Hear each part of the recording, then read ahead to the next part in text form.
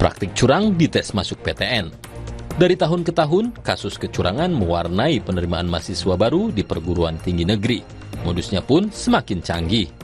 Dahulu, kecurangan dalam seleksi masuk perguruan tinggi negeri atau PTN diwarnai aksi perjokian dan kebocoran soal.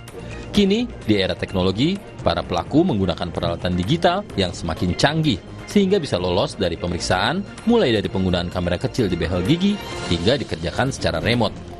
Sebagaimana diberitakan media ini, Panitia Seleksi Nasional Penerimaan Mahasiswa Baru atau SNPMB tahun 2025 mendapati sedikitnya 14 kasus dugaan kecurangan saat pelaksanaan ujian tulis berbasis komputer untuk seleksi nasional berdasarkan tes atau UTBK SNBT. Hal ini terjadi pada 2 hari pertama pelaksanaan UTBK SNBT 23 sampai 24 April 2025. Tes akan berlangsung hingga 3 Mei 2025. Di tengah semakin ketatnya persaingan masuk PTN, kecurangan akan selalu terjadi. Masih ada persepsi di sebagian besar orang tua dan lulusan SMA atau SMK bahwa kuliah di PTN itu jaminan mutu. Biaya kuliah lebih terjangkau. Pemerintah juga mengalokasikan beasiswa bagi mahasiswa dari kelompok ini sehingga memperluas akses untuk masuk PTN. Kondisi tersebut membuat PTN menjadi pilihan pertama sebagian besar lulusan SMA SMK yang ingin melanjutkan pendidikan walau daya tampungnya terbatas. Hanya tersedia 259.564 kursi bagi mahasiswa baru di PTN. Itu pun hanya 30% yang diterima melalui jalur UTBK SNBT, sisanya melalui jalur prestasi dan jalur mandiri. Di sisi lain, peminatnya terus bertambah. Berdasarkan data Kementerian Pendidikan Tinggi, Sains dan Teknologi, jumlah peserta yang mendaftar UTBK SNBT cenderung meningkat.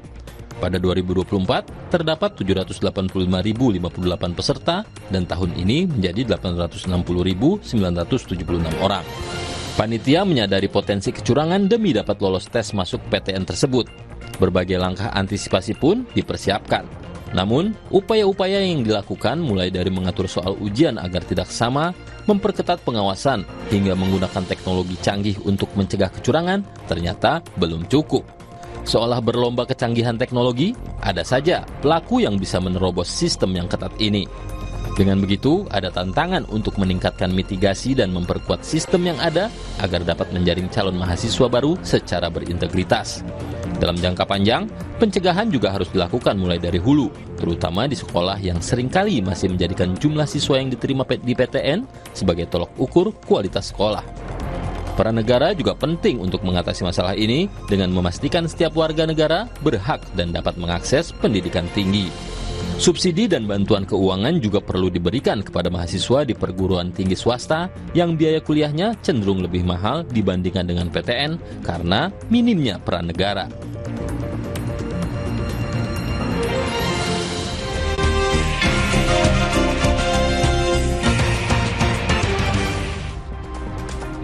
Saudara, terima kasih Anda masih bersama kami di Kompas Pagi dan kini sudah waktunya untuk kita melihat apa yang menjadi ulasan utama yang menjadi sorotan di halaman depan harian Kompas edisi Senin 28 April 2025. Seperti yang bisa kita lihat di sebelah sini, di sebelah kanan dari halaman depan sudah ada foto besar menunjukkan makam Paus Fransiskus di mana terlihat umat mengantri untuk memberikan penghormatan dan berdoa di makam Paus Fransiskus di dalam Basilika Santa Maria Maggiore di Roma, Italia pada Minggu 27 April 2025. Makam ini terletak di dekat altar Santo Fransiskus di ceruk lorong di samping antara kapel Paulin dan kapel Sforza. Paus Fransiskus yang meninggal pada 21 April 2025 dimakamkan di makam ini pada Sabtu 26 April 2025. Saudara, selain itu bukan hanya foto yang menjadi ulasan utama di harian Kompas, tapi juga di bawah dari halaman depan Kompas di sini ada sorotan terkait perempuan terjerat pinjol. Memang banyak perempuan yang terjerat pinjaman daring atau yang biasa kita sebut dengan pinjol.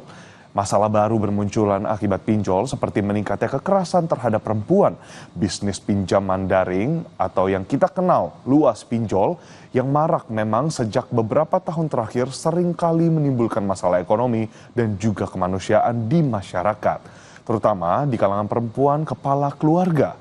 Sejumlah perempuan yang jadi korban kekerasan mengalami gangguan kesehatan dan mental, bahkan memilih jalan mengakhiri hidup akibat pinjol. Banyak perempuan kepala keluarga menjadi korban pinjol. Saudara, hal ini memang karena dalam praktiknya pinjol terutama yang ilegal seringkali menjadi wajah baru lintah darat yang beroperasi di ruang digital. Pinjamannya terlihat seperti memberikan pertolongan darurat kepada masyarakat, tetapi ujungnya justru malah menjerumuskan peminjamnya dalam lautan utang. Lalu saudara, dari artikel soal daerah istimewa, pertimbangkan dengan hati-hati semua usulan. Nah, ini merupakan sebuah artikel opini. Pemerintah perlu mempertimbangkan dengan hati-hati usulan pembentukan daerah istimewa yang diajukan beberapa daerah dengan memperhatikan sisi historis Indonesia yang terdiri atas banyaknya kerajaan. Nah, memang jika usulan ini dipenuhi dapat membuat kerajaan-kerajaan di Nusantara ikut menuntut hal yang sama. Hal ini diucapkan oleh Guru Besar Institut Pemerintahan Dalam Negeri Johermansyah Johan yang mengatakan potensi ini berangkat dari konsekuensi historis karena memang banyak daerah yang sebelum Indonesia merdeka merupakan kerajaan. Lalu kita juga ingin lihat foto yang ada di halaman depan Kompas, yakni menunjukkan festival adu beduk dan arak dondang. Di mana dalam festival ini penari topeng Betawi dari Kelurahan Mustika Jaya mengikuti festival adu beduk dan arak dondang ke-18 Kecamatan Mustika Jaya yang bertemakan merawat tradisi di lintas generasi. Festival ini diadakan di Kota Bekasi, Jawa Barat pada Minggu 27 April 2025. Festival menjadi hiburan karena memang juga sekaligus menjadi ajang silaturahmi warga. Lalu selain tadi ulasan yang ada di halaman depan dari harian Kompas hari ini, saudara, ada juga di halaman 15 utamanya ada berita internasional di mana petugas pemadam kebakaran pada Minggu 27 April 2025 masih berupaya memadamkan api yang berkobar di Pelabuhan Shahid Rajai, Iran. Ledakan di Pelabuhan Iran, 25 orang tewas, saudara. Ledakan keras ini terjadi kala perundingan nuklir tengah berlangsung. Hingga Minggu, 25 orang dipastikan tewas dan 1.139 orang cedera, sementara 6 orang lain belum diketahui nasibnya. Menurut kantor berita Iran, IRNA, ledakan di salah satu terminal di Pelabuhan Shahid Rajai itu terjadi pada Sabtu 26 April siang.